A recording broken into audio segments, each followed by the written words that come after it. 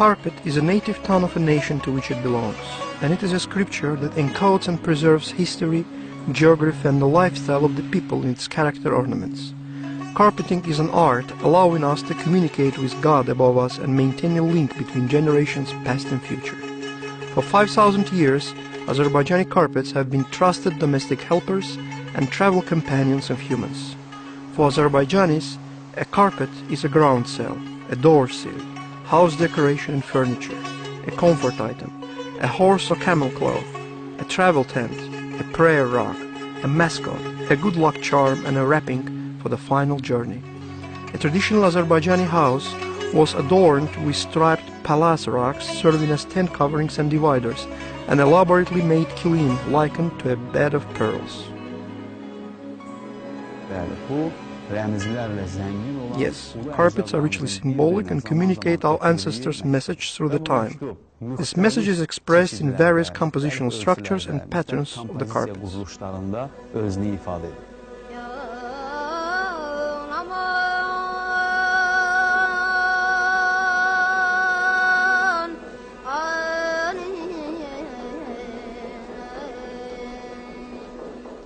Wisdom of the carpet surpasses the mundane knowledge of the world because it is indeed otherworldly. Carpets encapsulate beliefs, myth, cosmogony, faith, the entire spiritual moral riches of the people who created them, all represented by colors, patterns and needs.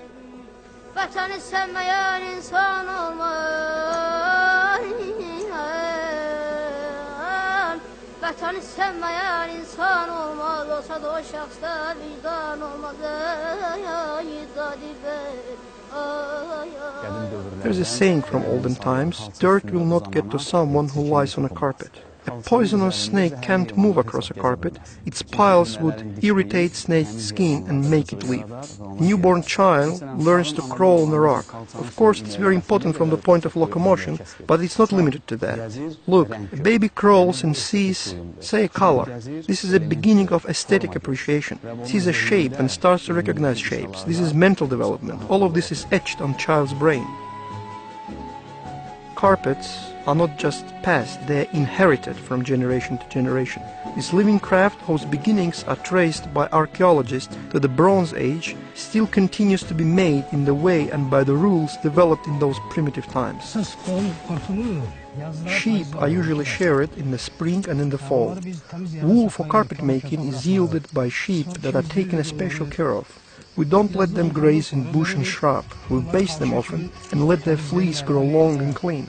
After shearing, wool is washed, spun and then dyed.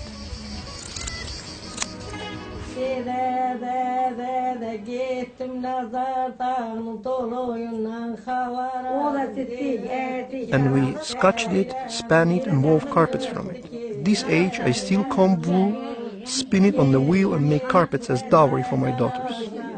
We used to make carpet bag to be put on horseback. We made dyes ourselves in traditional ways from oak root, onion peel, walnuts and violet flowers. Weaving was up to us too. We wove all kinds of them, palaz with a three-leg design, gaba with tassels, you name it.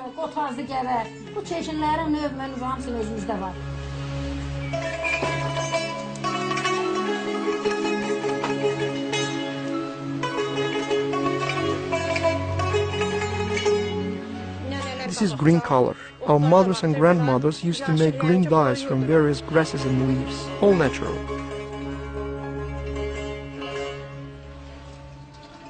This is yellow color.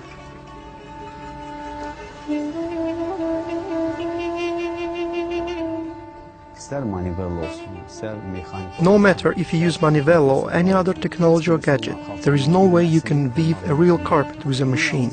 It can only be done properly with a human hand. But these simulations are manufactured by the thousand and then sold throughout the world under the name of carpets. Needs in those so-called carpets are not like the real ones. Machine-made needs are easily destroyed, and most importantly, they can't digest and divest energy as the real needs do because of their need structure. A symmetric need is so intricately wound with a beam thread that it goes between the two threads in a symmetric fashion, and its tip is aimed outside to the outer space. That's what's lacking in simulations.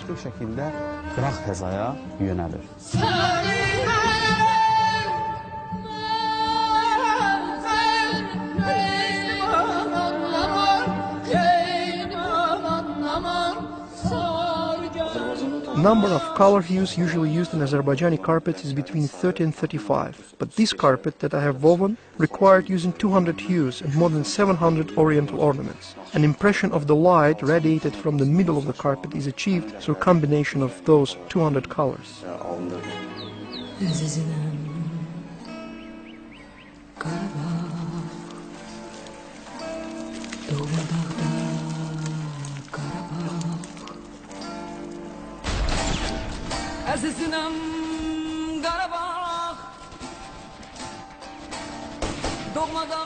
The gems of medieval Azerbaijani carpet making now grace the most famous museums of the world.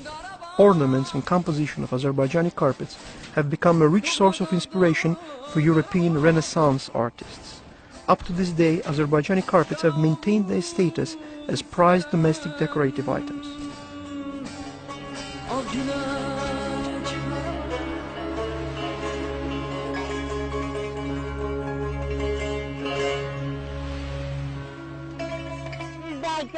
I have come from the mountains to the plains. I have continued making my carpet here. This art can't die. My mother says it right. Carpets are our past and our future. Ornaments worn by our women are not simple floral motifs. They represent our home, our blessed motherland. We learned those patterns and stitches from our mothers and grandmothers, and we will teach the next generation so that this art is not lost but continues.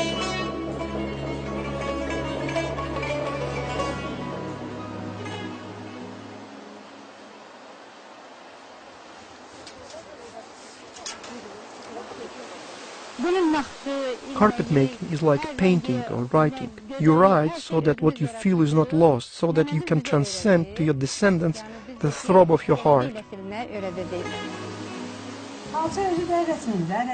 Quba carpets are characterized by geometric designs. Passing through generations, this feeling solidified, acquired the quality of stonework, stone carving. This is a Chichi-style carpet. We have dyed it using onions, walnuts, oak bark, natural colors from other plants.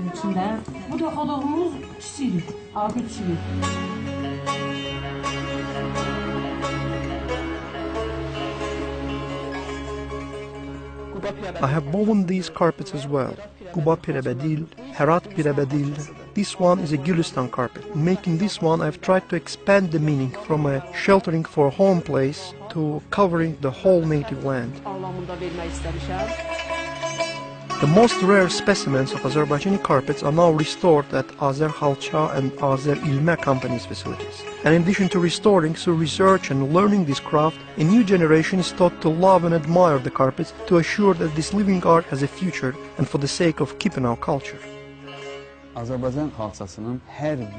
Azerbaijani carpet is like a page from a fairy tale.